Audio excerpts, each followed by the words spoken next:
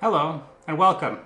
Today we're going to be doing a makeup video because this is what I want to do and it's my channel, so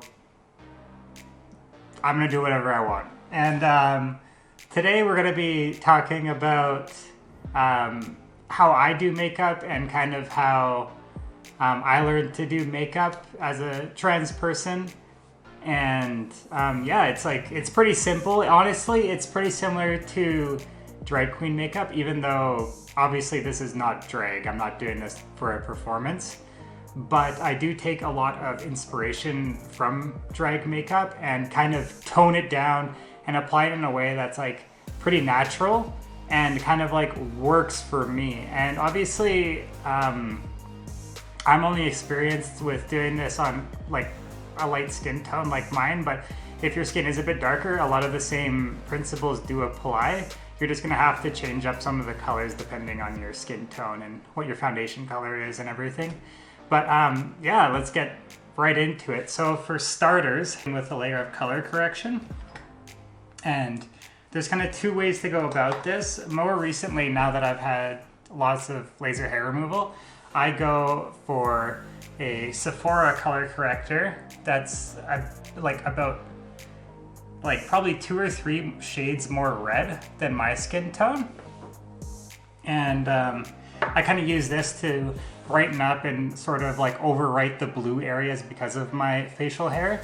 And but before, when my facial hair was quite dark, I used bright cherry red Maybelline color correction stick, and that works really good. Up until more recently, I found that I don't need something so aggressive. But if your beard or your facial hair is quite dark and you are shaving it and then applying that over and it's still, you see it's quite dark, it's better to go way too red and tone it back than to not do enough and try and cover it up with foundation, because you will honestly probably never get it off with foundation, even no matter how many layers you do. Yes, so I've got my Sephora Bright Future color corrector, and I'm going to be applying it to all of the dark areas of my skin, the areas where I've shaved hair off of, and it's obviously still a little bit dark. I have been doing laser hair removal for over a year now, and I've only gotten to this point, and my beard was incredibly dark before. But if you are getting laser hair removal, just know it takes time, but it does happen, even though it feels like nothing's happening for like the first 6 months. It is working.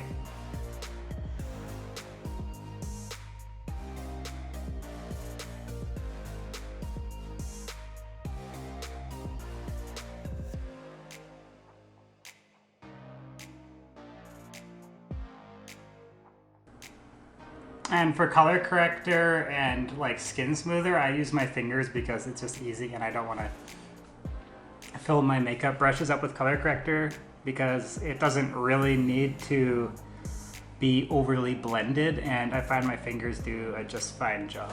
I'm going to do a skin smoothing layer on top of the color corrector, and the product I use is the Pore Professional Hydrate because I have quite dry skin, so I find that this helps a little bit, and it's what the girl at Sephora suggested to me, and they know more than what I do. Let's be real here. Now with this, you're not going to want to wipe it, you're just going to want to dab it on, and I find this smooths out my beard.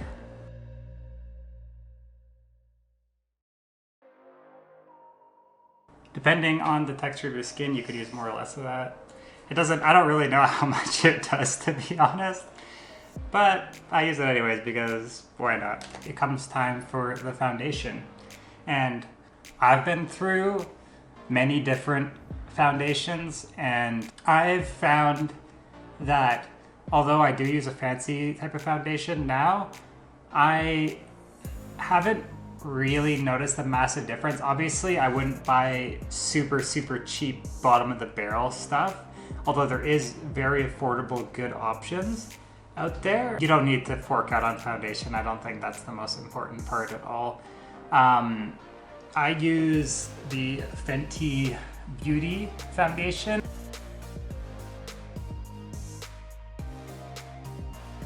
And I like to start around this area because I don't usually wear all that much foundation, and I like to concentrate it around the areas that I feel need it, which is my mustache and chin area.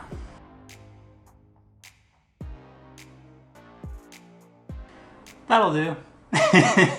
You don't need to get crazy with it. I do a pretty light coat because I don't personally like to wear a whole ton of foundation, but honestly, whatever gets you to a point where you are comfortable.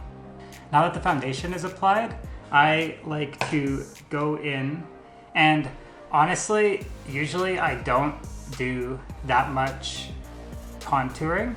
For contouring, I have tried a few different types of contour, but honestly, I found the best is this Mayron Cream Blend makeup stick, and I just use a tiny little bit of this because it is extremely powerful, and you don't want to go too heavy with this because this stuff is nuclear. It will make your face look like it is covered in dirt.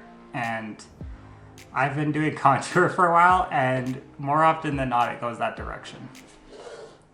So nowadays what I do is, instead of putting it directly on, I take my finger and I just wipe a little bit off the top there, just so I have about that much on there.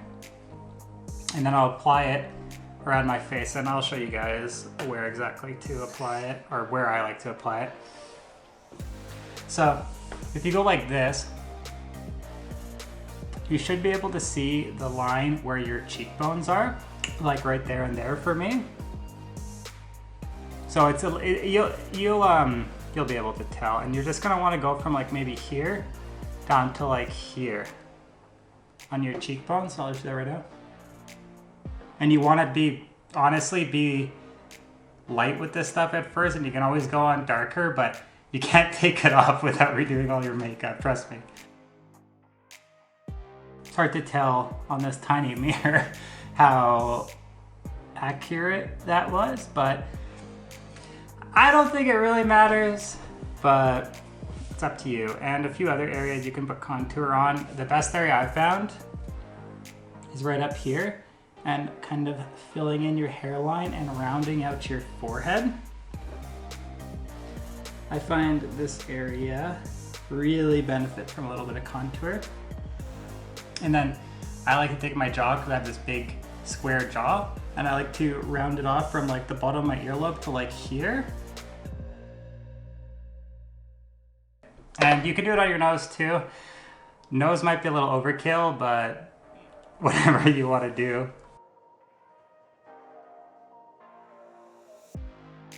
And once you have the darkened areas on, I take a stick that's about a billion shades lighter than my skin tone, and I apply that to the areas that would be highlighted. So same idea, except this one is, yeah, a lighter shade. So you take this, and usually you want to kind of widen this area and narrow around it. You want to kind of go for a more round look to your face, just because that's like kind of a more feminine look. So you go across the top of your cheekbones here.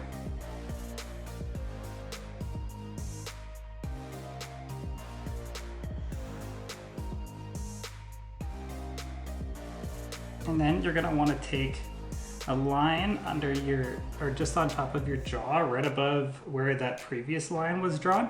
And you're going to kind of contrast your jawline.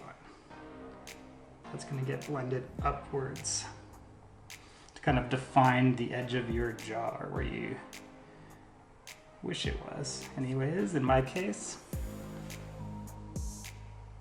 And a little bit here. And applying it right in here kind of reduces the appearance of your brow ridge, which is another thing that us AMAB people were cursed with. So okay, that looks pretty good. I don't like to go too dark with this anymore. Depends on the day, my mood. Sometimes I like to go way too far, but that's totally up to you, as all things. Then you're going to take a blending brush. I really recommend getting a foundation blending brush, or I'm not sure exactly what this brush is called, but it's a big, thick, soft, bristled one, about that big. And I think it's called a foundation brush or a foundation blending brush. I don't know. Don't quote me. And you're just gonna go in and blend it all up. And the areas you're gonna want to really keep in mind are blending the jawline up at the bright part and down at the dark part, and then up in this section and down in this section. So down.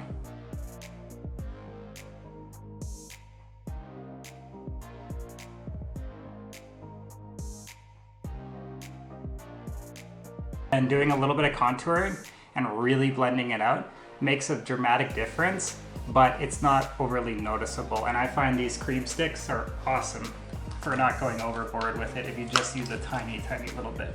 And then comes time to powder.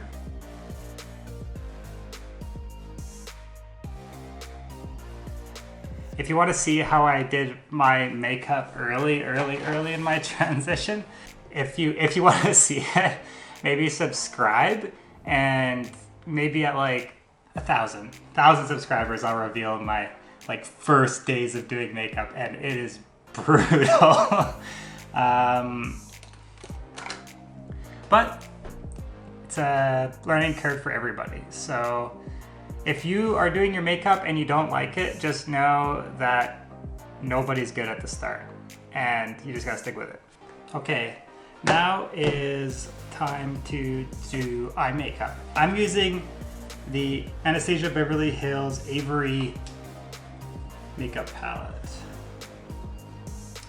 Very fancy, and this is kind of my go-to makeup palette because I really like it, and it's small and it's natural if you want it to be. Okay, now you go in with your eyeliner. And sometimes I get to this point and I kind of see that I don't really want eyeliner, and it just kind of depends on the day, like whatever you want to do. It doesn't matter.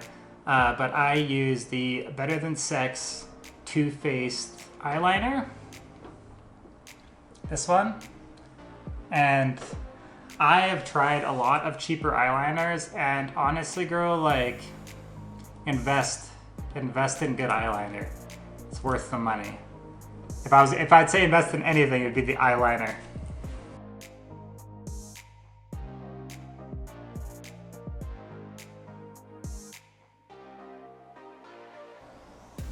Oh, that is not even, but for doing it in a tiny mirror, I'm not too mad at it. It's fine. Whatever. Okay. And my camera decided it wanted to stop recording. But basically I went in with the Sweet Cheeks blush, and I put it obviously all over my cheeks and a little bit on my nose. And then I went in and used the Revlon Color Stay Brow Tint to go in and apply some freckles to my face. And I really like doing this because it's cute, and with this product, it's just like the Freck product, which cost about 5 times as much, and it works really good. And they have a bunch of different shades of it, and it looks very natural. And then I went in with the Huda Beauty mascara and applied this. This is a really good mascara. It gives you a bunch of volume, and this is just what I have. Obviously, it's not necessary to have a $50 mascara, but that's just what I have. And I went in and put some lipstick on, and I used the CoverGirl lipstick. And there's obviously better lipsticks out there, and there's worse lipsticks, but that's just what I have, so I use it, and I've been using it for a long time, and it works fine for me, so I've kind of stuck to it. And at the very end, I applied a e.l.f. illuminating spray. This is the setting spray and illuminator, and I find it gives my skin like a nice little shine. And yeah. The last half of the video, or the part that didn't record, you didn't really miss too much. It was pretty straightforward. I just applied a bunch of the Freck to my face and then went in with a Q-tip and wiped up the dense parts. So if you like the video and you want to see more, then be sure to subscribe and check out some of my other videos where I talk about some trans-related things. And also check out my Instagram, it'll be down in the description. And thank you so much for watching, especially if you made it to this part of the video. I really appreciate it. And I'll be giving a full product list right after this, so I'll just, so stick around for that as well. And be sure to leave any comments you have in the comment section, and I'll be sure to try to answer them. Thank you.